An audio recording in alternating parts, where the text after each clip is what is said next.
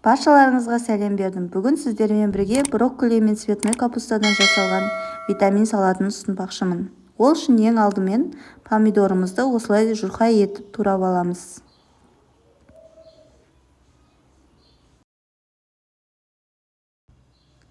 Енді огурцымызды турайтын боламыз. Осылай қабығын ашып алып тураймыз.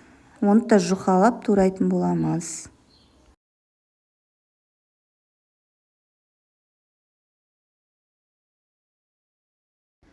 Енді пиязымызды тураймыз.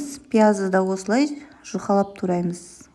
Енді болгарскийімізді осылай жұқа етіп турап аламыз.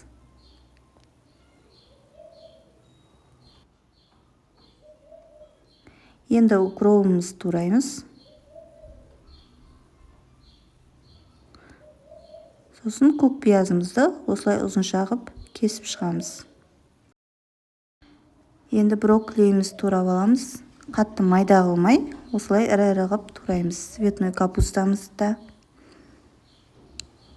Енді тұзымыз бен бұрышымызды қосып араластырамыз. Енді оливковый масламызды осындай 3 үлкен қасықпен құйып, оны да араластырамыз. Осымен салатымыз дайын болды. Енді оны ыдысымызға саламыз.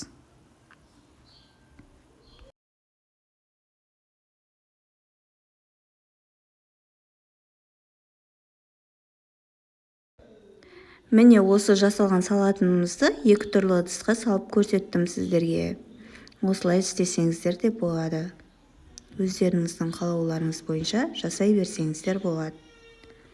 Біздің каналымызға тіркеліп, лайк, комментарий жаза кетіңіздер. Баршаларыңызға рахмет.